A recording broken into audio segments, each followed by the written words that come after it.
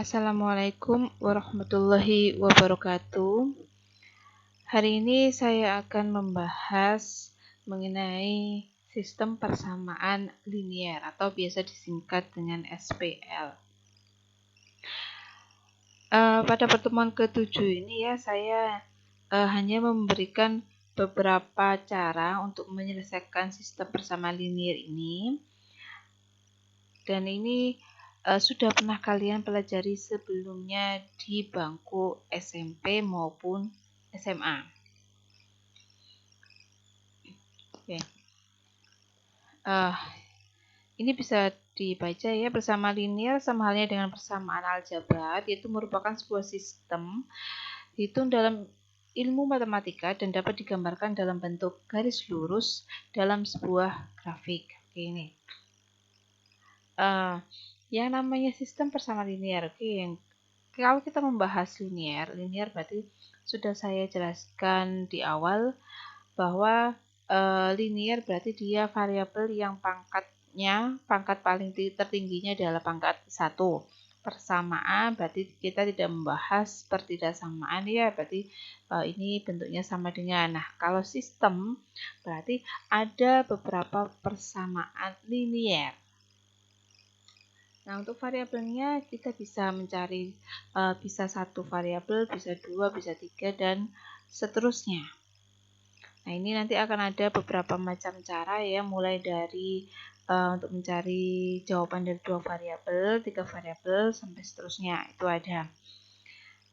Oke, jadi tujuan kita pada pertemuan hari ini itu untuk mencari ya, jadi untuk mengetahui nilai variabel yang memenuhi beberapa persamaan atau yang ada di soal. Oke, ini dulu kita bahas dulu kalimat terbuka, persamaan dan persamaan linier itu apa. Nah, di sini ada yang namanya kalimat terbuka. Itu adalah suatu kalimat yang memiliki atau memuat variabel. Kalau persamaan berarti kalimat terbuka yang menyatakan hubungan sama dengan. Jadi ada sama dengannya, berarti itu dinamakan persamaan. Kalau tidak ada sama dengannya, ya berarti masih kita namakan kalimat terbuka. Contohnya 2x plus 3, itu namanya kalimat terbuka. Kan dia sudah memenuhi syarat yaitu memuat variabel. Nah, kalau persamaan berarti 2x plus 3 sama dengan 1. Nah, itu berarti persamaan. Nah, yang tadi persamaan tadi, yang jika ini ya, yang jika setiap sukunya mengandung konstanta dengan variabelnya berderajat 1, berarti kan variabelnya dengan pangkat maksimalnya adalah berderajat 1, maka dinamakan persamaan linier ya, dan dia dapat digambarkan dalam sebuah grafik dalam sistem koordinat kartesius, yaitu kalau dia hanya satu variabel ya, satu variabel, dua variabel. Oke. Nah, suatu persamaan akan bernilai benar atau ekuivalen jika ruas kanan dan ruas kiri ditambah atau dikurangi dengan bilangan yang sama. Oke, ini bentuk umum persamaan linier. Ini pernah kalian pelajari sebelumnya. Saya hanya mengulang kembali. Ini ya, Y sama dengan mx plus c, di mana m ini adalah gradien garisnya.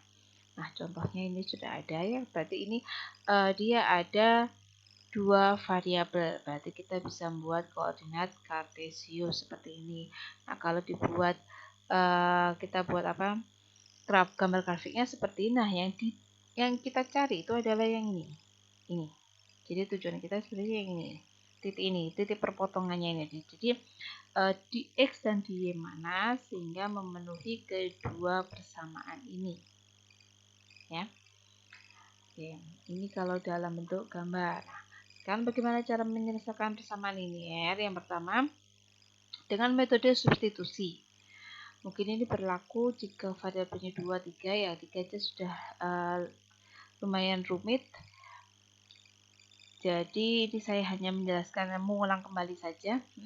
Kalau substitusi berarti ini, misalkan kalau diketahui persamaannya x plus 3y sama dengan 7, dan ini persamaan yang kedua 2x plus 2y sama dengan 6. Nah, ini diubah salah satu persamaannya, ini diubah jadi di sini x plus 3y sama dengan 7 diubah jadi x sama dengan negatif 3y plus 7. Kemudian inilah yang disubstitusikan ke dalam persamaan yang kedua. Jadi yang ini awalnya 2x ya, ditambah 2y sama dengan 6. Nah, x ini diganti dengan ini, negatif 3y plus 7. seperti ini ya, dan seterusnya ketemu y-nya sama dengan 2. Setelah ketemu y sama dengan 2 baru dicari x-nya berapa, ketemu x-nya sama dengan 1. Jadi himpunan penyelesaiannya adalah 1 dan 2. Maksud 1,2 ya, x-nya 1, y-nya 2. Berarti ini bukan berarti jawabannya 2 ya, bukan. Tapi jawabannya 1 karena yang dicarikan x sama y. Jadi ini jawaban tunggal. Oke, sekarang itu metode substitusi. Nah, sekarang ada yang namanya metode eliminasi. Kalau saya rasa yang mudah ya metode eliminasi ya. Hanya ini disamakan. Kalian inginnya apa?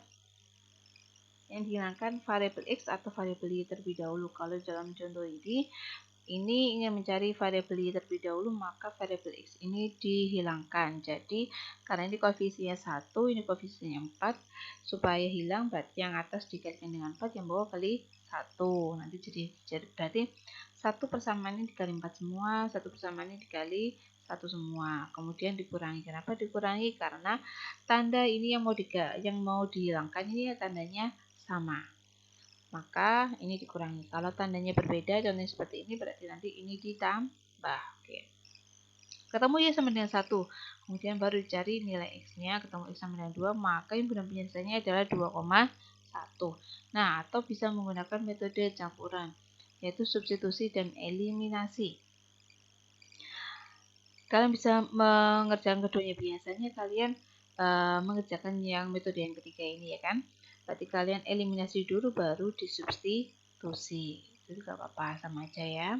Nah, ada yang cara keempat ini dengan metode grafik. Metode grafik ini berarti kalian menggambar persamaannya ini tadi di diagram kartesius, kemudian dicari titik potongnya. Nah, ini dicari titik potongnya di sini. Iya, kalau ini ya kan, jadi himpunannya adalah 0,2. Nah, masalahnya ya kalau memang hasilnya pasti bulat ya. Kalau tidak bulat kan nanti kita tidak bisa menentukan jawaban yang pastinya. Nah, makanya ini ada lagi metode yang akan kita bahas di hari ini, yaitu aturan Cramer.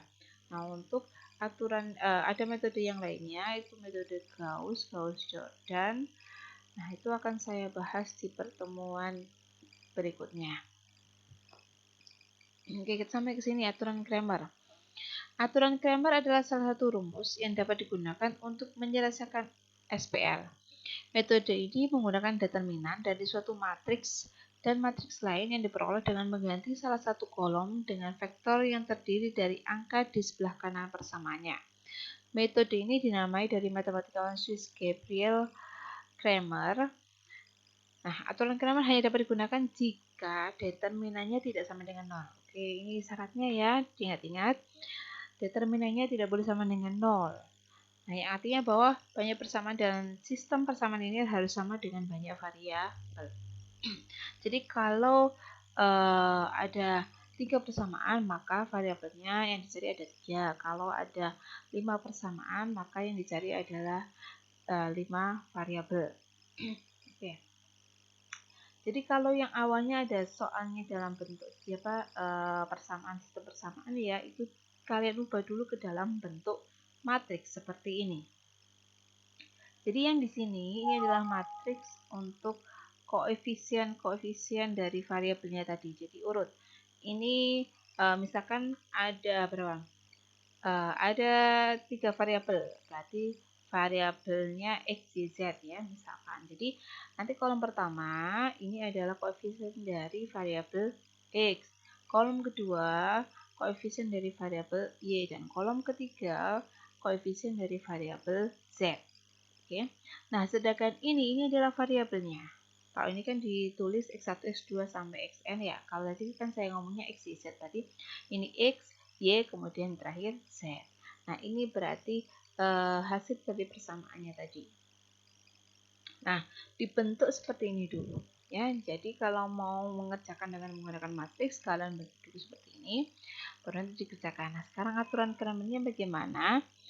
Nah, di sini dilihat kita menggunakan rumus ini ya. Jadi xn ya berarti maksudnya gini.